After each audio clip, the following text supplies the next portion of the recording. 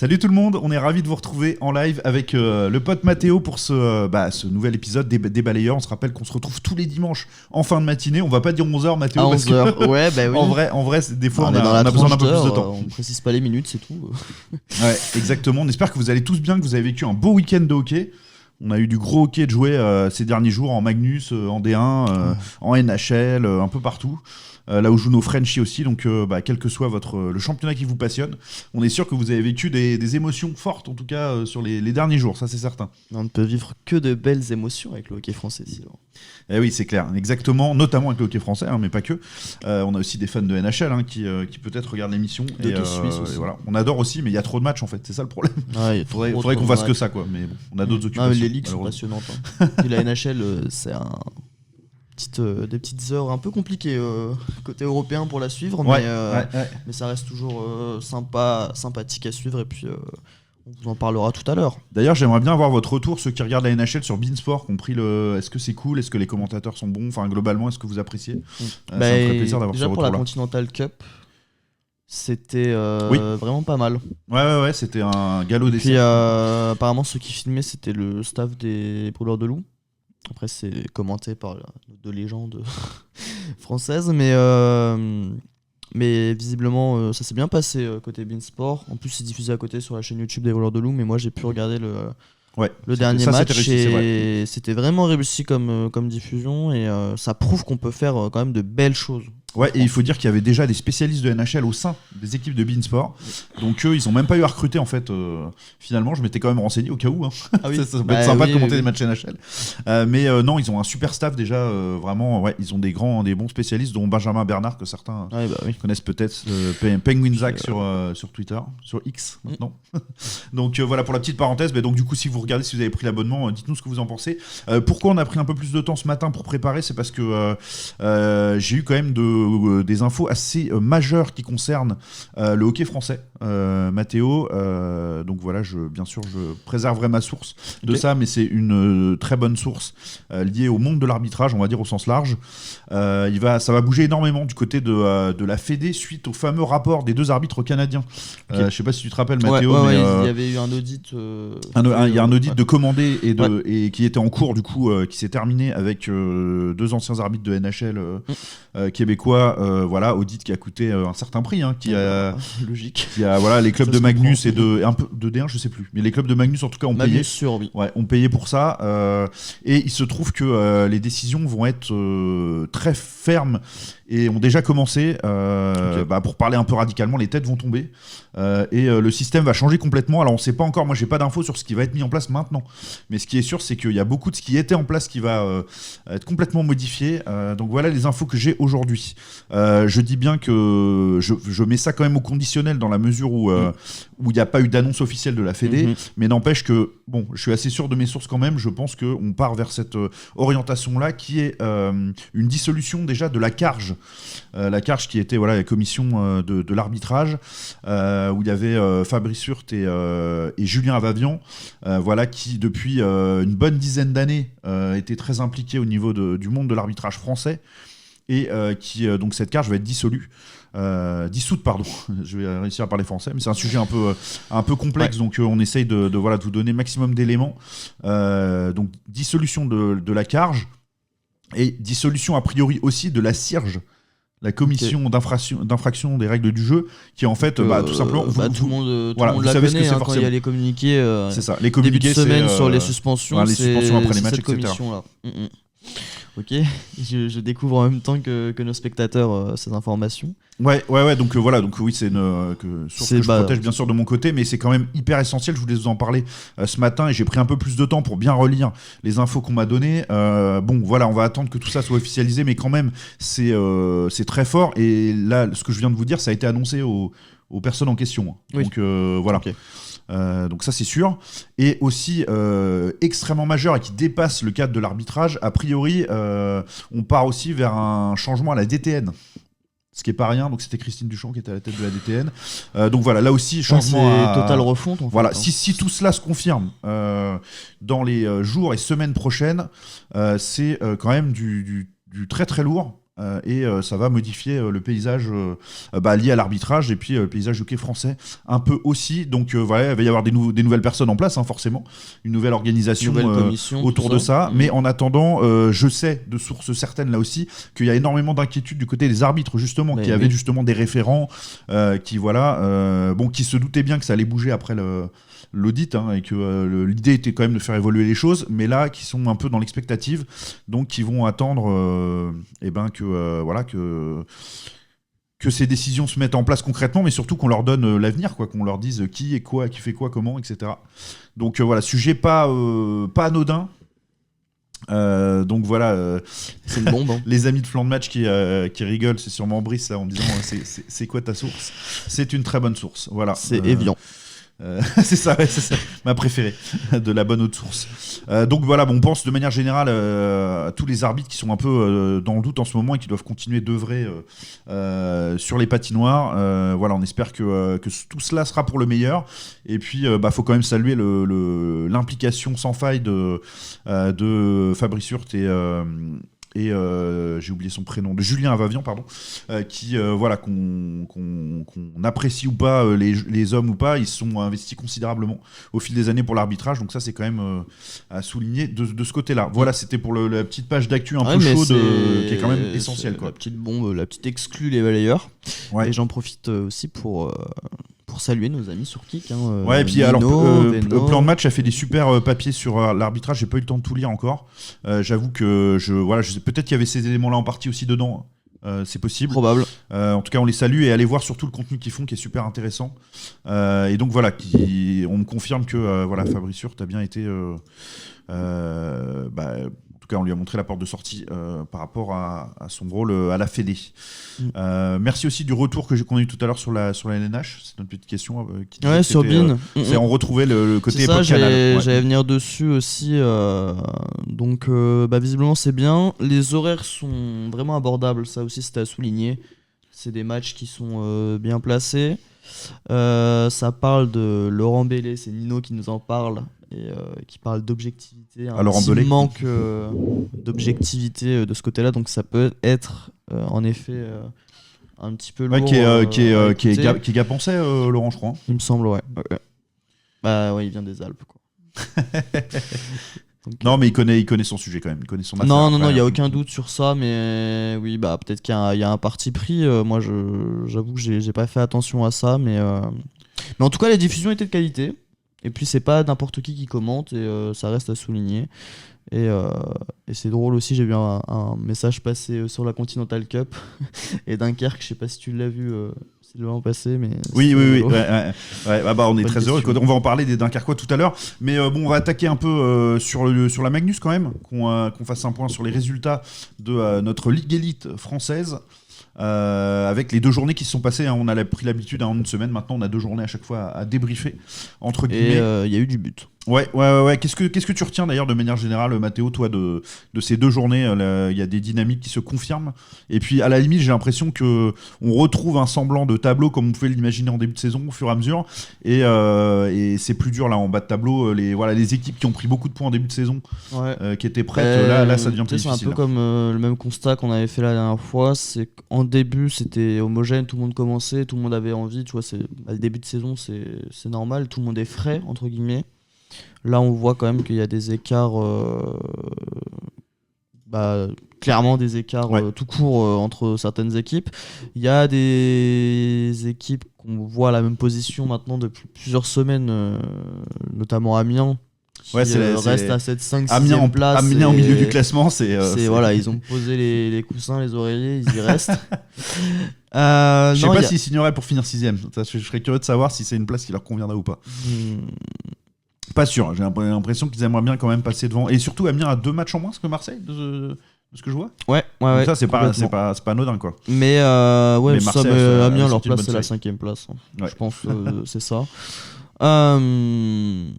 Bordeaux, qui connaissent une forme exceptionnelle depuis qu'ils ont eu leur retour de blessés. Là, on est sur 5 matchs consécutifs de Magnus gagné depuis la victoire contre Angers, il me semble. Dans les 5 matchs, tu comptes pas la coupe. Hein. Ça, tu comptes ça que fait la 6 avec la coupe. 6 avec la coupe, ok. Donc c'est quand même une très très belle dynamique côté bordelais. Et puis après, on a dimanche dernier, je l'ai pas noté dans les résultats, mais nous on avait fait le live le matin et le soir il y avait, l'après-midi en fin de journée, il y avait un Angers-Marseille qui s'est terminé rapidement par une bagarre. Ouais.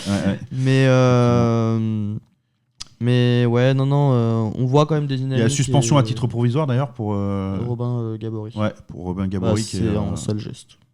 Ouais, en tout cas, c'est clairement ce qui a fait exploser la tension et on peut comprendre pourquoi. J'étais dans le train, j'ai regardé ce match-là, cette fin de match-là. Et clairement, déjà on voyait quand même que c'était une belle confrontation. Les Marseillais n'avaient pas à rougir, mais on voyait quand même que Angers était au-dessus. Ouais. Mais c'était une terrible fin. En plus, c'est un geste sur Teddy D'Acosta qui revenait de blessure, donc tu te doutes que ça a envenimé les choses. Bien sûr.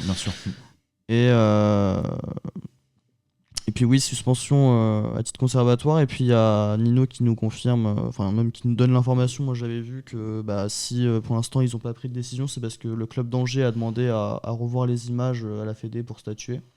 Ouais. Et puis en plus, Fansite, au moment de la bagarre, il y a eu les replays des actions. Donc je pense qu'ils n'ont pas les recs.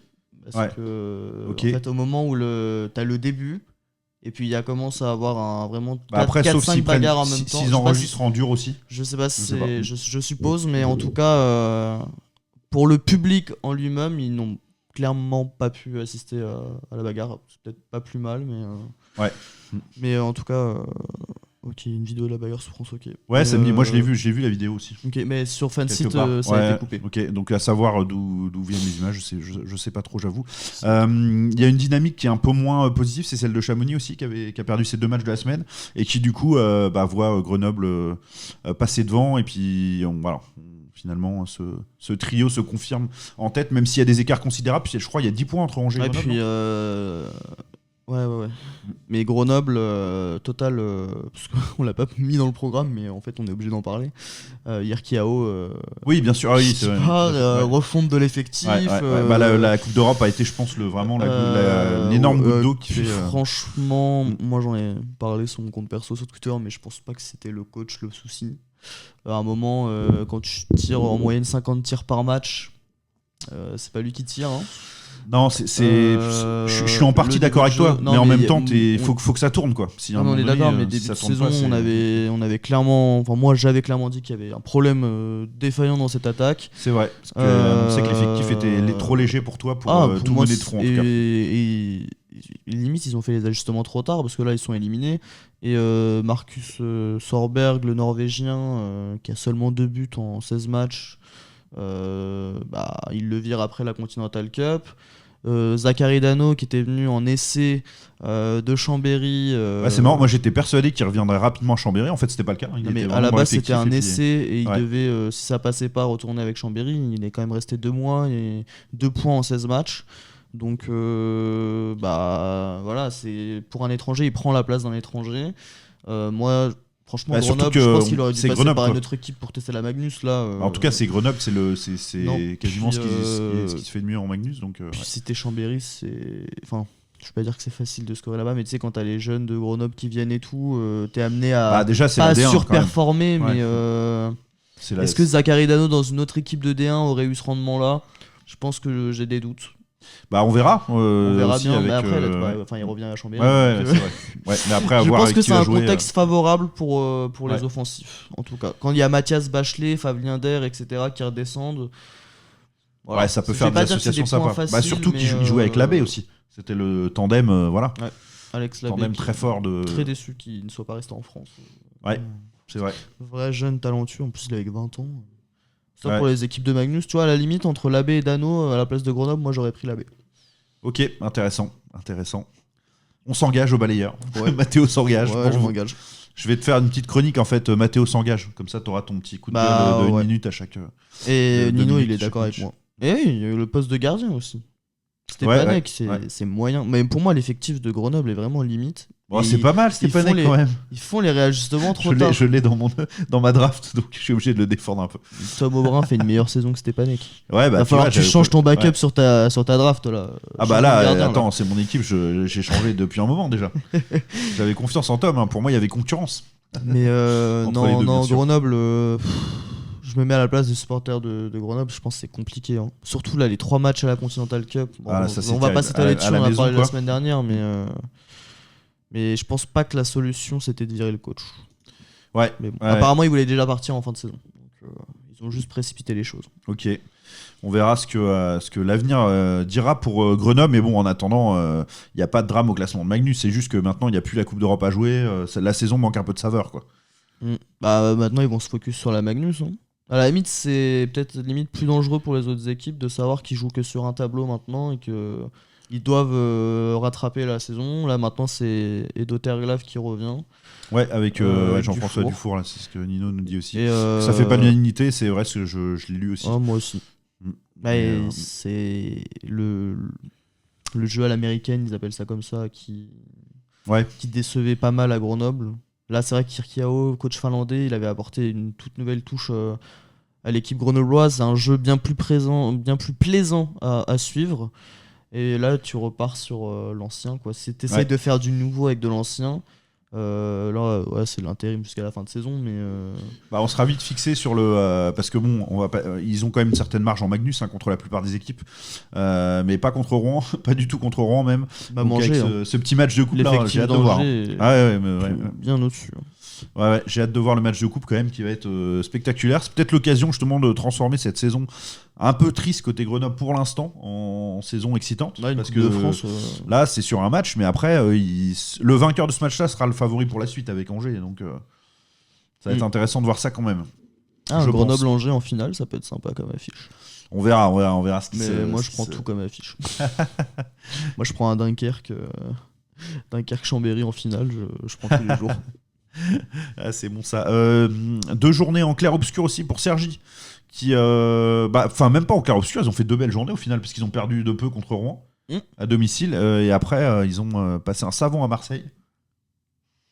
Ouais, je l'avais même pas prévu en plus. Ah ouais, c'est très beau. Belle performance des Marseillais parce que la dernière fois qu'ils étaient allés à Cergy, ils avaient perdu 11-1. Là, c'est que 7-1, donc bravo. Donc l'an prochain, ce sera. Non, franchement, belle performance des Marseillais. Ouais, c'est bon. Et en moins, mais je préfère, à la limite, côté Marseille, on doit se dire, on vaut mieux en prendre une de temps en temps, mais globalement, ils gagnent des matchs. Vaut mieux prendre. Ils sont 5e, je veux dire. Le promu est 5e de Magnus, quoi. Que perdre cette fois. Non, c'est bien. Si ça, c'est pas le step-up le plus ouf, quand même, de l'année, c'est de passer de pas les playoffs en D1, les playdowns et quasiment une descente en D2, enfin, ça s'est joué à 2 matchs près, à 5e place en Magnus, quoi. C'est pas les mêmes ambitions. Non, puis pas le même effectif et tout. Mais pas la même situation économique. Hein. Parce que l'année dernière, c'était compliqué côté marseillais. Mais est-ce que ça crédibilise la politique de la Fédé sur le fait d'avoir un cahier des charges tellement complexe pour monter en Magnus que finalement, il faut un club qui a les coups des franches financièrement et structurellement. Beaucoup, hein. Parce que Marseille, là, en tout cas, c'est un pari réussi. Tu vois, il y a l'OM. Et après, t'as pas réellement de gros sports collectifs. T'as les nageurs. Et puis, en termes d'équipe. Tu vois, dans les autres villes de France, t'as plusieurs équipes. Donc, déjà, juste côté budget et tout, je parle subventions, etc., t'es limité, tu vois. Ouais, mais après c'est un peu le problème. En tout cas, c'est la situation marseillaise. C'est que oui, t'as que l'OM à côté, mais t'as l'OM. Enfin, en fait, la ville est l'OM. Donc, en fait, est-ce que il faut arriver à intéresser le reste de la population à un autre sport alternatif. Si, aujourd'hui, une autre équipe de D1 peut faire ce que fait Marseille, j'en suis vraiment pas convaincu. Surtout que c'est pas les mêmes infrastructures. Donc, non, mais même si ça laisse un goût hyper amer de voir une équipe qui n'a absolument pas mérité sportivement évoluer à l'échelon supérieur, parce qu'on est fondamentalement quand même là pour respecter la logique du sport. On peut pas dire que la Fédé s'est trompée de ce côté-là, parce qu'aujourd'hui Marseille s'est directement installé en respectant ce cahier des charges comme une vraie équipe de Magnus à sa place, quoi. Ce qui restera dommage, ça reste le contexte de cette montée, mais ça fera débat, je pense, toute leur histoire s'ils y restent en Magnus. Maintenant, ils font leur place là-bas et puis tant mieux, mais c'est un peu ce que ça brise un peu nos cœurs de passionnés et puis un petit peu voilà, mais faut oublier la naïveté dans le sport de haut niveau, hein. Maintenant c'est le business qui prédomine et ce sera comme ça tout le temps. Maintenant c'est à l'image de la société, de toute façon le sport n'est que le miroir de la société tout le temps, donc voilà, on a une nouvelle preuve à ce niveau-là. Puis c'est bien qu'on parlait de dossier parce que en effet je crois que c'était novembre pour les déposer, fin novembre, c'est ce que nous disait Nino. Ouais, ce serait bien d'avoir je sais pas si t'as des infos. Moi, non, mais j'espère en avoir rapidement. Il me semblait que Dunkerque était très intéressé. Caen aussi. Ok, Caen aussi. Ça me surprend un peu plus parce qu'ils avaient quand même une politique de justement d'accepter d'être un peu en gros le petit frère de Rouen. Ouais, ok, intéressant. Donc voilà, ça c'est quand même très intéressant d'étudier ça. Donc si on a les infos sur les clubs qui ont déposé leur dossier, je sais pas d'ailleurs, faudrait que ce soit public, je trouve. Ce serait intéressant quand même qu'on soit au courant, quoi. En tant que voilà, c'est un cahier des charges à respecter. Et de toute façon, les clubs communiquent de leur côté en interne. Les clubs peuvent communiquer eux-mêmes. Hein. Ouais, mais ça fait bizarre de dire. Non, mais en fait, même tout court, je trouve ça bizarre d'annoncer direct en début de saison. Ouais, nous, on ouais, ça casse. Ouais. Non, mais tu vois ou pas le côté ce que je veux dire. Ouais, faut pas dire aux supporters que leur club montera pas, quoi. Bah, c'est vrai, c'est ça. Ça fait un peu. Ouais. Je pense que c'est pour ça que c'est anonyme aussi. Ouais, c'est sûr. Mais bon, en tout cas, on a un championnat des coulisses qui est plus important quasiment que le championnat sportif réel. Donc, puis après, la plus d'impact en tout cas à l'arrivée. S'il y a des clubs qui veulent pas monter, c'est pas honteux de rester en D1. Je pense qu'aujourd'hui, il y a des équipes, même à Épinal, même si voilà, on connaît l'objectif, ça reste de remonter dans l'élite, mais je pense que leur situation actuelle avec une patinoire pleine et un beau hockey et gagner plein les matchs, c'est peut-être mieux que remonter. Bah, tu vois, c'était le tu préfères. Ouais, mais ça marche un moment, mais je sais pas. Mais non, mais ce qu'il faut dire un truc, c'est parce que Épinal. Non, mais même n'importe quelle équipe, même à Dunkerque. Non, mais Épinal, c'est un très bon exemple parce qu'ils remplissent à fond. Ils ont énormément de partenaires, ils ont un soutien public qui est réel, ils paraissent avoir quasiment tout sous la main. La formation, je sais pas trop où ils en sont. Mais ils ont les équipes en élite. Ouais, ils ont inscrit les U17 ouais, c'est ça. C'est de retour en fait. Après, il y a eu une certaine pause pendant un moment, mais là, ils ont bien retravaillé depuis quelques années. Leur problématique était unique, c'était les dettes. Parce que leur budget est déjà un des plus gros budgets de D1, enfin sûrement le plus gros budget de D1, et sûrement assez largement, mais il y a des dettes à éponger. Tu enlèves les dettes, déjà, tu te rapproches fortement d'un bon budget de Magnus correct. Donc dès qu'ils ont passé cette période-là, et moi je pense qu'ils seront prêts très probablement pour la saison prochaine. S'il faut monter en Magnus, j'espère qu'ils tendront. J'ai cité Épinal parce que c'était les premiers, mais tu vois, pareil, je peux citer Dunkerque. Aujourd'hui, si Dunkerque monte. Mais Dunkerque, petite patinoire, très belle patinoire, mais toute petite patinoire. Quelle erreur, encore une fois. Ah oui, par contre, ils vont pas préférer la situation de D1, tu vois. Ouais, c'est pas simple. T'es entre guillemets à l'aise en D1, est-ce que tu vas aller te compliquer la vie en Magnus? Même si c'est séduisant, hein, tout le monde a envie d'aller la jouer cette Ligue Elite, mais je pense qu'il faut vraiment structurer pendant longtemps. Et on voit chez les supporters, ce qu'on voyait jamais avant, des supporters qui disent moi je préfère rester en D1. Ouais, c'est pour ça que je dis ça, même côté Spinelli, hein, j'ai vu des messages comme ça où ils veulent pas brûler les étapes. Et s'ils veulent monter, c'est monter pour jouer un top 5, quoi. Ouais, Elodie dit ne montera pas avant quelques années. Moi, je n'y crois pas du tout. Je pense que s'il y a une deuxième possibilité pour monter, ils monteront.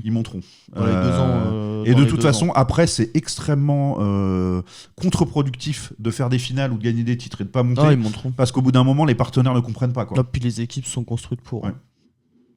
Ça, je pense que c'est un discours qu'ils pourront pas tenir longtemps. Ils ont le budget pour. Hein. Je rappelle les chiffres qui sont entre guillemets sortis, mais ils sont pas officiels, mais c'est 1,8 million de budget. Hein.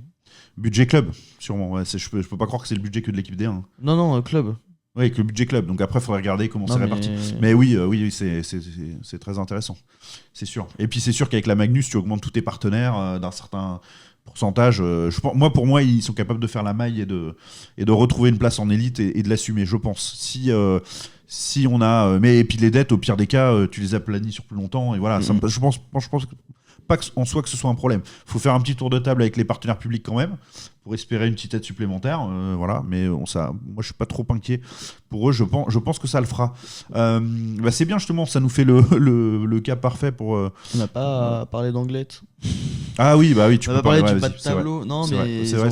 Anglet, Nice aussi, on peut parler. Situation compliquée. Même Nice, ils ont 20 matchs. C'est l'équipe qui a le plus de matchs de Magnus avec Marseille. Ouais, là, c'est 2 défaites de suite. Ils avaient gagné la semaine dernière un match important. Ouais, mais là, c'est cata. Ils en prennent 6 à Marseille.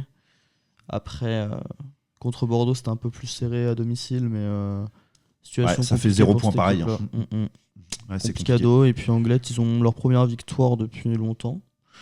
Mais pareil, c'est une victoire, 5 défaites, une victoire, 5 défaites. C'est compliqué pour cet effectif. C'est très compliqué. Qui me déçoit parce que dans mes pronos, je les ai mis plus haut. C'est pour ça que je voulais qu'on parle d'eux. Mais même Briançon. En fait. C'est compliqué. C'est des équipes qui jouaient bien, mais pas suffisamment pour être au-dessus. Gap, ça reste. La déception pour l'instant. C'est quand même Gap qui prend 4-0 à Anglet. Ouais.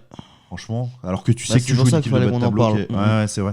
Je suis d'accord avec toi, c'est quand même compliqué. Gap, saison très compliquée de côté de Gap. Gap et Briançon sont collés au classement, 10 et 11e. Va falloir cravacher pour aller chercher la. De toute façon, ça se joue sur la 8e place, je pense. Eux aussi, financièrement, c'est.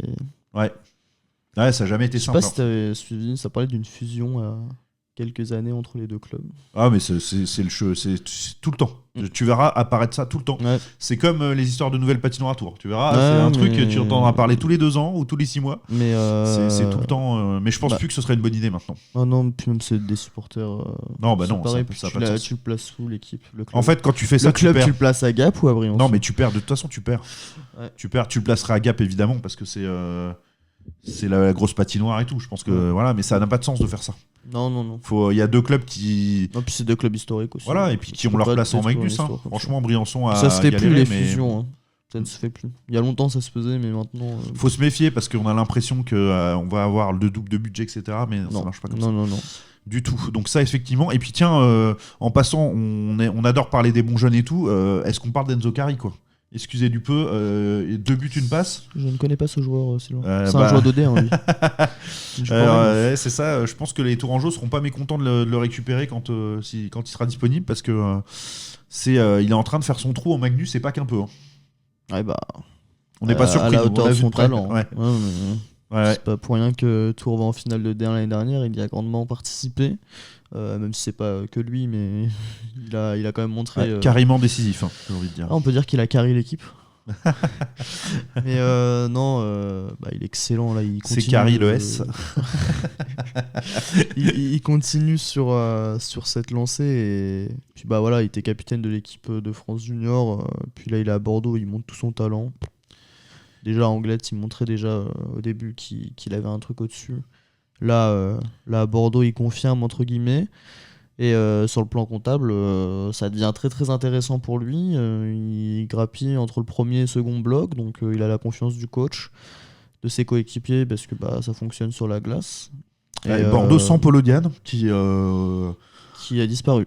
Ouais. On a lancé un avis de recherche avec Sylvain. Si vous savez ce qu'il en est de son cas personnel, moi j'avoue qu'on n'a pas le temps de regarder le cas de chaque joueur de chaque équipe. Mais voilà. Mais bon, c'est quand même un atout exceptionnel quand il est sur la glace. Donc je sais pas. Après ils trouvent de très bonnes solutions sur lui. Moi on m'a dit, source sûre, qu'il est tombé en dépression après avoir été sélectionné par Sylvain. C'est moche ça. Si vous savez pas quelle est la ref, allez voir notre vidéo sur la draft de Magnus. On a fait une sur la draft de D1 aussi où on sélectionne nos équipes et voilà, et Mathéo avait le cœur brisé que j'allais chercher pour le Je t'ai dit, il est tombé en dépression. Comme par hasard, juste après, on le voit plus. C'est vrai que j'ai pas misé sur la bonne saison pour lui, mais bon. En tout cas, moi je serais ravi de l'avoir dans mon effectif, j'adore le joueur. Il veut pas de toi. Il fait pression pour rejoindre ton équipe. Alors faut qu'on fasse un trade alors. Je vais te demander du lourd, je te préviens, je suis redoutable en commerce. Pas du tout. Allez, page D1 du coup maintenant, puisque effectivement il y avait une journée hier qui a permis de voir des gros chocs quand même. On avait notamment un Épinal Dunkerque que tout le monde attendait, Dunkerque qui était sur une lancée de feu, et Épinal qui n'avait tout simplement pas perdu le moindre match depuis le début de saison. C'est Dunkerque qui fait tomber Épinal à Épinal. Donc c'est d'autant plus fort de le faire là-bas. Ouais. Mais moi je suis pas trop surpris parce que j'ai l'impression que ça déjà c'était serré en demi-finale. Et puis ça faisait un moment que sur les dernières journées, Épinal parfois était à un but en prolongue et tout. Antoine n'était pas là. Antoine et en plus, a des problèmes de genoux et était malheureusement absent. Et c'est quand même c'est pas le gardien le plus spectaculaire de la D1. On va pas se le cacher, Valo. Non, mais il fait le boulot très correctement. C'est pas non plus horrible comme gardien. Et là, pour un gardien, pour une doublure. Il fait largement le taf depuis le début de saison, Valo. Et pour Pacôme, le cadeau de se taper sûrement l'attaque la plus chaude du moment, qui est celle de Dunkerque, avec notamment Winkelmann, là, qui n'arrête pas de faire des différences. C'est quand même. Et puis, mon petit Joseph Broutin qui a marqué encore. Quel joueur! Lui aussi, il est dans mon équipe de la draft Magnus. Il faut que vous allez voir cette vidéo. Si vous ne l'avez pas vu, vous vous régalerez. Broutin ? Je connais pas. Donc victoire, et puis en plus victoire avec la manière, hein. Ils ont dominé dans tous les secteurs de jeu, 5-2 à l'arrivée, voilà. Et du coup, qu'est-ce qu'ils ont fait pour fêter ça, Mathéo? Petite nouvelle que je te montrais tout à l'heure. News, et je remercie au pote Guillaume de Dunkerque. Je trouve ça, alors moi par contre je trouve ça dingue. Alors je vous mets en contexte. Donc les Dunkerquois, c'est la fête et tout. Trop bien, on va gagner chez le leader Épinal. C'est génial. On se met au chaud dans le bus après. La pression retombe tranquillement. On se repose, on est bien et tout ça. Et on sort du bus. Et il y a un petit camion qui nous attend. En sortant du bus. Un camion de cryothérapie. La séance de récupération. Moi, je suis désolé. La plus terrible, c'est juste, on sort au chaud du bus. Fait la fête. Et bam, cryo direct. On suppose qu'ils n'ont pas bu que de l'eau. Ah, ça, je sais pas. Ça, je peux pas. Mais non. Mais la petite bière, elle était méritée là. Une petite bière. Ouais, elle était méritée. Je dis pas qu'ils en ont pris 4, mais peut-être une petite bière. Des pizzas. Tu dors, parce que Dunkerque-Épinal, c'est long quand même. Donc tu rentres, fin du match, le temps de remplir Fais le mec qui dort là, vas-y. Par contre, Matt, là, prépare-toi parce que tu vois le camion dehors là, c'est de la cryo, c'est à moins 50 degrés. Tu pars d'Épinal, il doit être, 23h, le temps de ranger et tout, de manger. T'arrives à Dunkerque, il est 3h, 4h du mat. Tu te lèves, déjà t'as la lumière du car qui te réveille, ok, faut se lever. Tu lèves la tête. Mais tu dis ma couette m'attend. Tu te dis, allez, là, dans 10 minutes, je suis à la maison. Tu rentres à la maison, il y a les enfants, il y a tout, tu dors. Non, tu vois un camion, tu dois aller te taper du froid. La cryo en plus c'est moins, je sais plus, moins 60. Non mais déjà il fait froid dehors, déjà c'est Dunkerque. Il est 3-4 heures du matin. En fait, et on me dit non, va dedans. La cryo c'est déjà dehors, il n'y a pas besoin de camion. C'est ça, je comprends pas. Tu mettais dans l'eau, t'as pas besoin d'avoir un camion dans de cryo. La mer, tu l'avais la cryo. Ouais, c'est clair. Ouais, c'est clair. Tu devenais bleu instantanément. Bah, en tout cas, voilà, c'était pour la petite anecdote, mais en tout cas. Dunkerque se met au standard de la NHL. Ouais, Dunkerque qui innove et puis Dunkerque qui cartonne. Voilà, c'est l'équipe en feu du moment. Bon, évidemment, Épinal reste en tête. Il n'y a pas de danger de ce côté-là, mais Dunkerque fait un très beau 3e, sachant que le 2e a perdu en plus. Mathéo. Oui. Nos amis strasbourgeois. Qui jouaient un très gros match. Ah non, qui a gagné, pardon, sur la glace de Cholet. Oui, non, excuse-moi. J'avais autre chose en tête. Donc, du coup, oui, un d'autant plus solide 2e qu'ils ont gagné à Cholet. Mais ouais, c'est ça. Contre une très belle équipe de Cholet. Tu te souviens du. Est-ce que c'est Cholet qui a égalisé en. Je me rappelle plus du scénario, j'avoue, de la rencontre. Mais bon, en tout cas, chapeau parce que. Et on continue la tradition à Cholet d'avoir beaucoup de buts. Équipe toujours très spectaculaire. Et j'ai une petite question aux supporters choletais ou aux personnes qui le savent. Vas-y. Avec le retour de Ludovic Karch, l'effectif choletais le nombre d'étrangers 8 étrangers. Faut savoir que Borowski a été blessé. Ouais. Donc voilà, Karch, il n'y avait pas de souci. Est-ce que Cholet se paye le luxe d'avoir un étranger en tribune ou il y a quelque chose qu'on ne sait pas? Bonne question. Mais moi ça m'étonne un peu parce que déjà avoir un surnuméraire en D1 c'est quasiment du jeu. Déjà en Magnus c'est très très rare.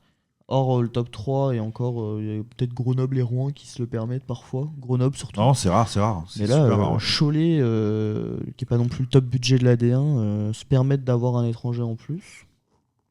Ouais. Je sais pas. Est-ce que peut-être Borowski serait en fin d'année Alors Borowski n'était pas sur la feuille de match, c'est ça, sur celui-là? Non, je crois que Karch est blessé. Mais enfin bref, dans l'effectif actuel, il y a 8 étrangers. sur 7 possibles. Ouais, ok. J'aimerais bien savoir si quelqu'un, on aimerait bien savoir si vous savez ce qu'en est côté Choletais. Ouais, très, ce serait très intéressant effectivement. Donc on a vu aussi, conformément aux dynamiques du moment un peu, Nantes allait s'imposer sur la glace du Mont-Blanc de belle manière aussi, 5-2.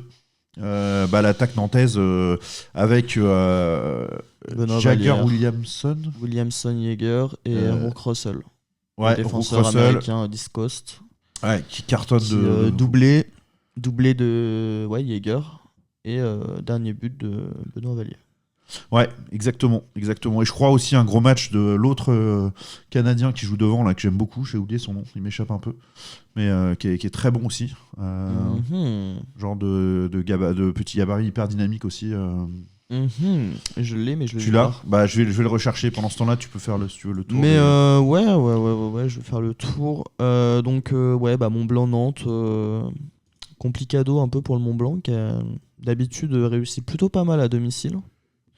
Et là, c'est... Ouais, excusez-moi, je me trompe dans ma recherche, je fais n'importe quoi. Non, mais c'est à côté, c'est pour faire ça. deux choses en même temps. Mont-Blanc, c'est particulier parce que là, ça va faire... En fait, ils prennent des cartons à domicile. Déjà, contre Cholet, c'était compliqué. Contre Épinal, pareil, ils perdent au tir au but. Là, c'est un peu typique d'une équipe qui arrive extrêmement prête en début de saison. Ça fait 3 matchs d'affilée où ils gagnent pas ou quelque chose comme ça. Et c'est Christopher Colin ou Colin, Colin, je pense, que j'aime beaucoup aussi. Moi, c'est Jérémy à l'américain. L'autre que très très fort aussi. Mais ouais, c'est une victoire de Nantes qui renaît depuis la victoire à domicile contre Tours. Ils n'ont pas perdu un match, il me semble.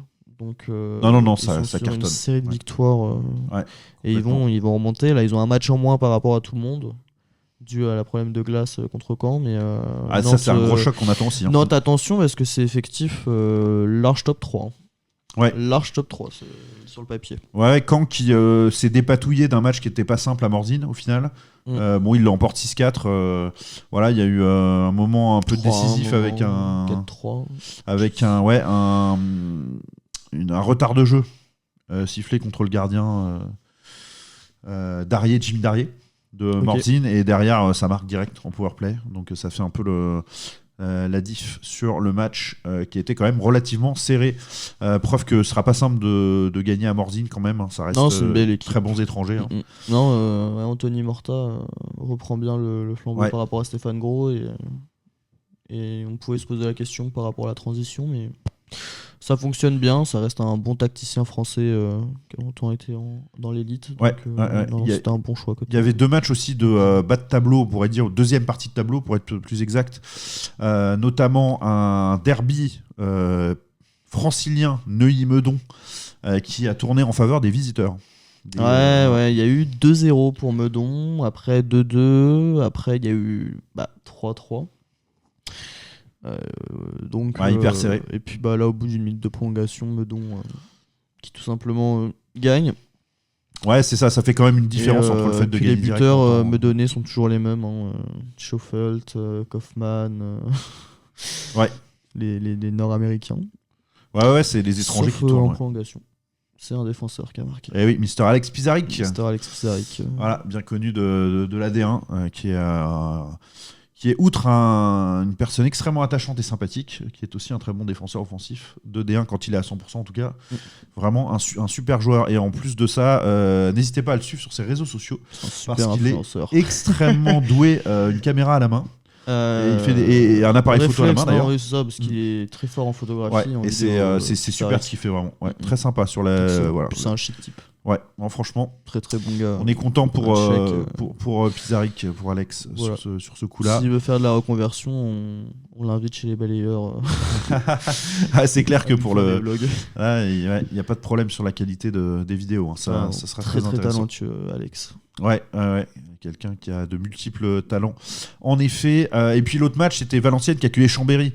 Valenciennes qui était quand même vraiment dos au mur, qui pouvait se faire bien larguer. Et là, super, carton plein. Puis là, Chambéry. 3-0. C'est Chambéry. Ça peine offensivement. Ouais, on parlait tout à l'heure de l'arrivée de Zach Danoz. Il n'a pas encore fait la différence. Non, mais là, les 3 derniers matchs de D1, c'est un seul but à Caen. Ouais. Blanchie à domicile face à Tours et Blanchie à Valenciennes. Ouais, pas tout reposer sur la Coupe de France. Parce que c'est bien beau de battre cap, mais le plus important, ça reste le championnat. En tout cas pour Chambéry, sauf s'ils ont les ambitions de prendre la coupe, on leur souhaite, mais ça risque d'être mal parti. Angers, c'est compliqué. Jeune équipe de Chambéry qui a pas été beaucoup et a été renforcée ces derniers temps par les jeunes de Grenoble. Et là, on voit que c'est un peu plus complexe, même avec quand Valentin Grossetête est là. Il n'est pas là tout le temps non plus. Mais voilà, c'est pas simple pour Chambéry qui cependant est quand même 10e. Il y a quand même encore 4 équipes derrière. Donc pour l'instant, il n'y a pas le feu totalement. C'est plutôt il y a Nantes avec un match en dynamique. C'est surtout que Nantes, à mon avis, mais là, Nantes va passer devant rapidement, quoi. Là, Neuilly, parce qu'on a parlé de Meudon sur ce match-là, mais c'est Neuilly qui recevait. C'est très, très, très... très compliqué. Neuilly qui a une recrue qui a été coupée par Tours, c'est Jérémy Fortin. Qui, on l'espère pour les Franciliens, fera le taf de ce côté-là. Ce match-là, mais il a mis déjà 2 points, je crois. 2 assists. Ça suffit pas à les faire gagner. Ouais, et malgré un gardien. Mais après, c'est lui qui est là pour le 2-2. Il y avait 2-0, c'est lui qui est là sur l'action pour revenir au score. Il y a Picard aussi, l'attaquant, qui est venu récemment pour les aider, mais là ils sont 13e. Valenciennes qui prend des points, donc attention à pas se laisser dépasser. Ouais. Et puis Valenciennes, écoute, c'était dans le dur, mais ils ont fait des réajustements. Et ça paye. Il y a Ricard Bierdzins qui a été recruté en défense, on en avait déjà parlé il y a 2 semaines. Là, il y a Pierre Trouvé aussi, le jeune attaquant très talentueux qui revenait de Clermont de D2. Et puis ça va pas mal. Et puis Valenciennes, évidemment, il y a Ziazukin, Altibar Makian, les top russes de la division. C'est pas Tadiki pour le deuxième attaquant russe ? Ziazukin ? Non, lui il est à Morzine. Non, c'est justement lui, il a marqué 2 buts. C'est que je reprenais ta ligne de draft. Oui, t'as raison. Tu confonds avec la team Sylvain là. Mince. Mais n'empêche, tu sais bien que t'en parles parce que lui, donc on l'avait pas vu depuis le début de saison. Enfin, on l'a vu que dernièrement. On ne fait pas attention, mais il les a joués les matchs. Non, mais il a pas tout joué, je crois pas. Ziazukin. Ouais. Je crois qu'il est. Ah ouais, tous les matchs. Il me semblait qu'il en avait loupé quelques-uns. Moi, je mea culpa, mais en tout cas, il a mis 2 buts hier. Donc, il a été décisif. Et c'est ce qu'on attend aussi, les miens sont décisifs. de lui. Donc oui, c'est Jarovinski, celui de Valenciennes. Non, ah oui. Oui. Oui. Oui, okay. Si. Non, Altibar Makian, Jarovinski. Non, mais c'est qu'ils ont souvent les mêmes noms. Parce qu'il y a un défenseur russe aussi à Neuilly, Yokimakin, je crois, un truc comme ça. Ah oui, non, c'est Jarovinski, pas mal je crois, celui de VR. Et du coup, impressionnant mais pas dominant. Voilà, donc vite fait au classement, ce que ça donne tout ça, est-ce qu'on a parlé de tous les matchs ? Je sais plus. On va pas parler du Tour Brest. Ah bah oui, c'est vrai. On va pas parler du carton de la soirée. Oui, alors déjà, il y a plusieurs choses. La première chose, moi personnellement, je pense que c'est le meilleur premier tir que j'ai vu depuis 3 ans à Tours. Moi aussi. Donc on n'a pas vu une équipe de Brest flamboyante, mais le niveau de Tours était quand même spectaculairement haussé par rapport à ce qu'on a vu ces derniers temps. Et la patinoire a été pleine à craquer, l'ambiance était incroyable. C'était un pur plaisir de ce côté-là. Et alors les choix de correction d'effectifs côté Tours ont été extrêmement judicieux.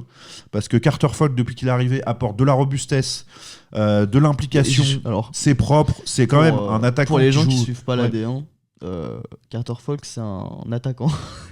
Qui a été recruté en défenseur. Ouais, qui a déjà joué défenseur, mais quand même pas majoritairement de sa carrière, et qui là a été positionné derrière. Et franchement, c'est impossible de pas savoir. Mais trop fort. Ouais, c'est impossible. On a l'impression que c'est un attaquant, un défenseur. Ouais. Mais là, c'est ça en fait. Il est à 3 matchs, 3 points. Ah ouais. Et il a un apport offensif excellent. Et puis la manière de jouer avec son corps, mais je suis séduit. Sa robustesse, son maintien de palais. On pouvait craindre le côté pénalité, mais il se fait pas pénaliser. Il est venu en France, il a compris qu'il fallait. Très intelligent en plus, Carter Falk. C'est trop fort comme joueur. Et puis alors, on part de Carter Falk. Là, allez le troisième Connor. Alors vous connaissiez Connor McDavid, vous connaissiez Connor Bédard. Pour les passionnés de NHL, là on a un troisième Connor qui. Connor Landrigan. Ouais. Ledrigan, impressionnant pour son premier match. Comme ça, il restera pas à Tours. Bah, un match 4 points et 2 buts, son premier but.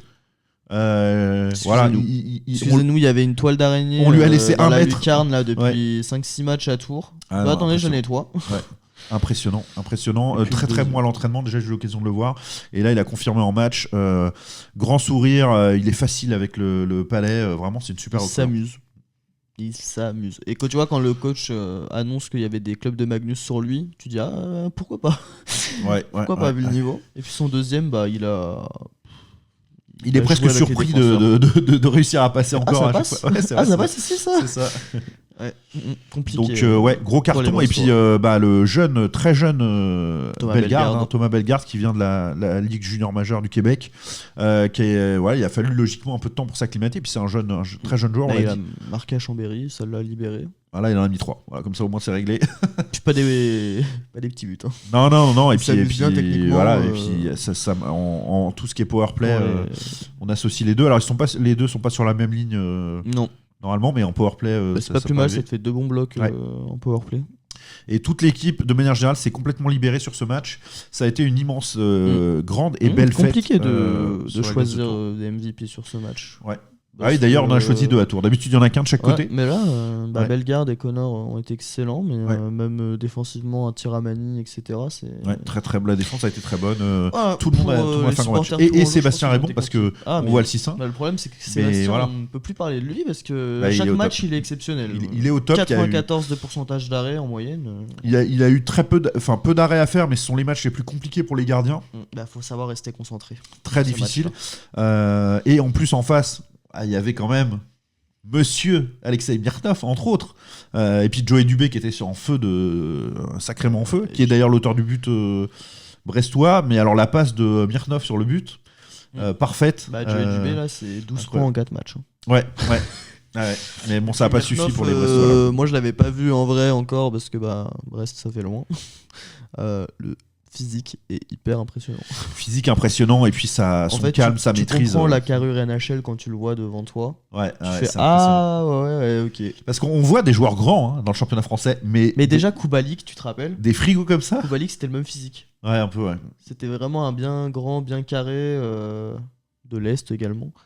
Mais impressionnant. On sent bien que c'est plus. Et puis malgré l'âge, tu vois que non, il y a le talent, ça part pas. Voilà, la qualité de passe, franchement, c'est un bonheur de voir jouer ce genre de joueur. Je rigolais parce que à l'échauffement, je le regardais, il y avait le tout jeune Toukmatchev à côté, qui est le plus jeune joueur de l'effectif de Brest, qui s'amusait à faire des jongles avec le palais et tout, et lui, il était serein, tranquille dans son match. Pas de problème, la sérénité, les efforts, ils sont bien encadrés. En tout cas, il donne l'impression de fluidité qui est très sympa.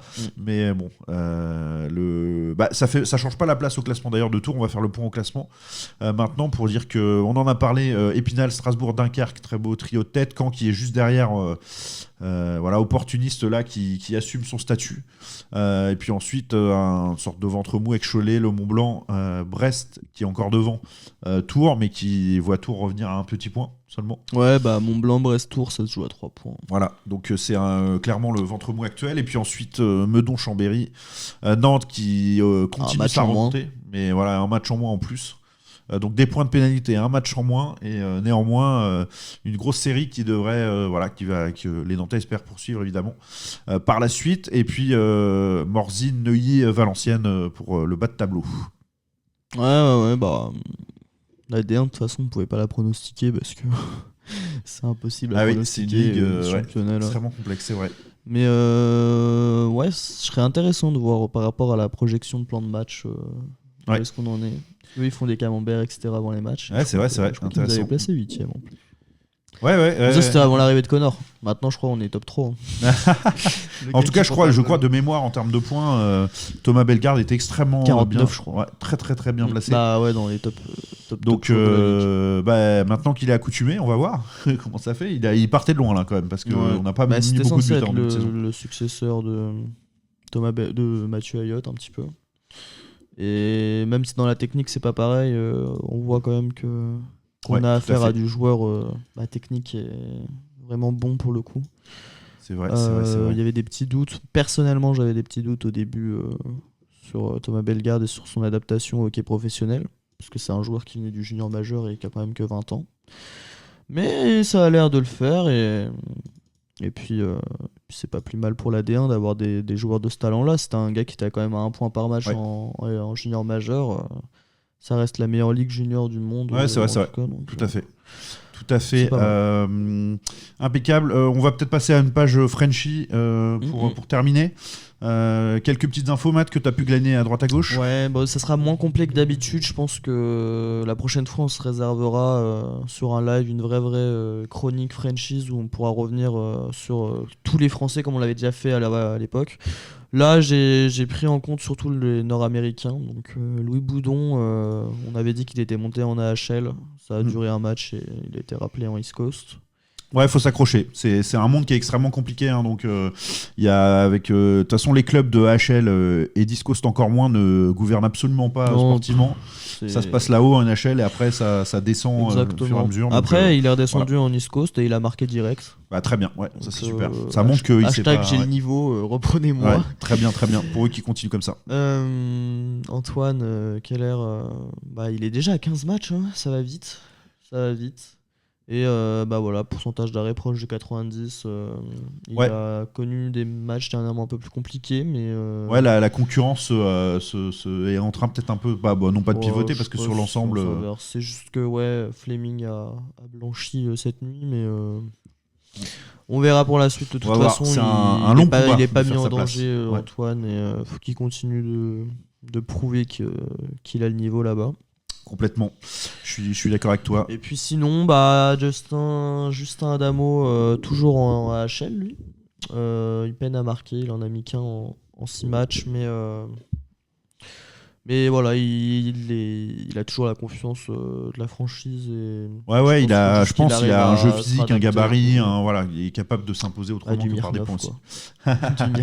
C'est tout ce qu'on lui souhaite, d'avoir le niveau de quand Mirnov était au top, donc ça c'est parfait. On termine par un point un peu triste, un peu quelque part. C'est ce qui semble être la fin de carrière de Betty Joigny en équipe de France féminine.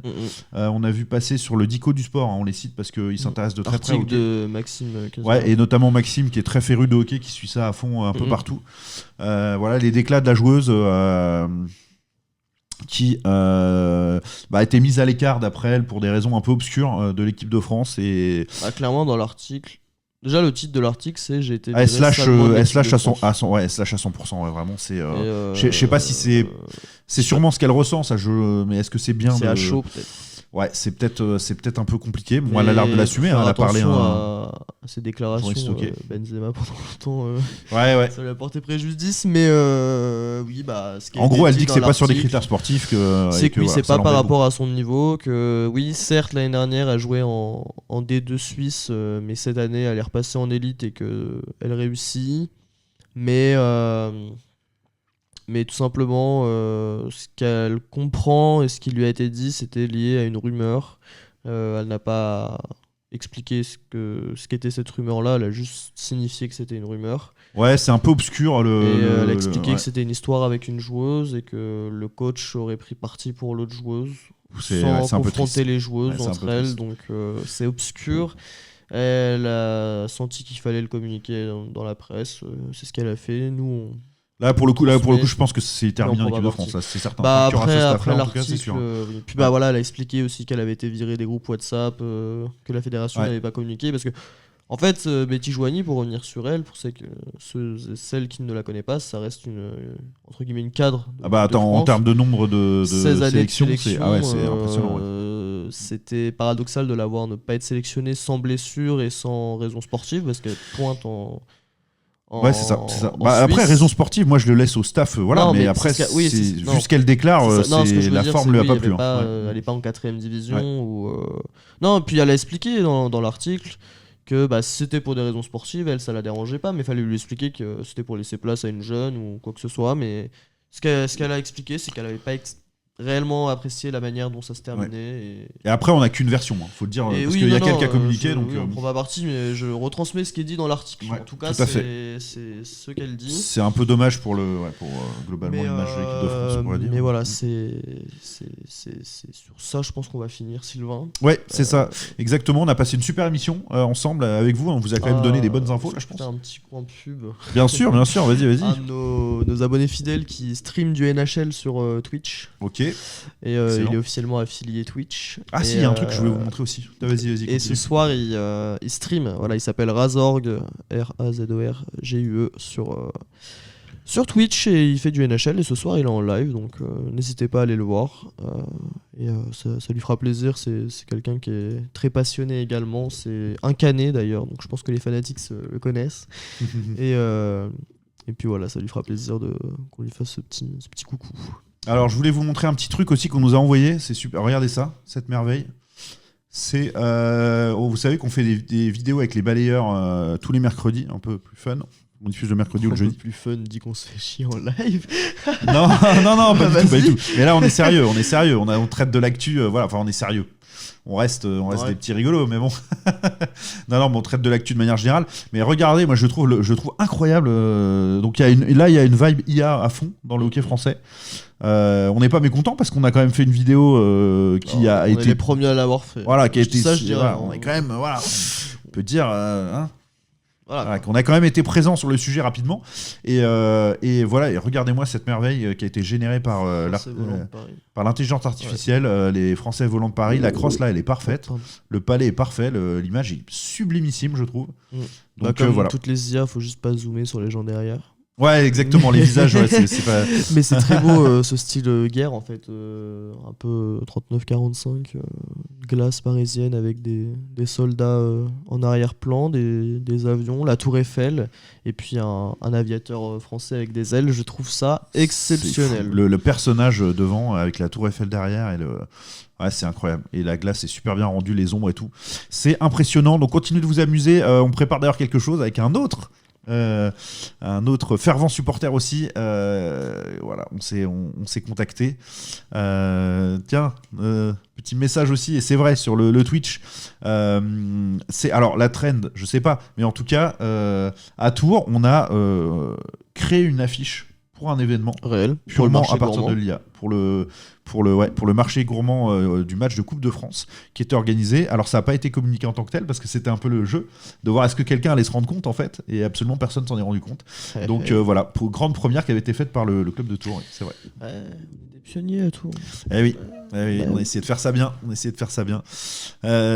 ça c'est ça, ouais, magnifique. Ouais, j'adore. Je voulais finir sur ce visuel là parce qu'il est fou. C'est un abonné qui nous l'a envoyé. Et on en prépare un autre avec des logos de Noël un peu, tout ça autour des clubs de D1 Magnus. Voilà, peut-être plus sur nos réseaux sociaux, on verra, que en vidéo, mais si en vidéo, mais peut-être pas directement sur la chaîne YouTube.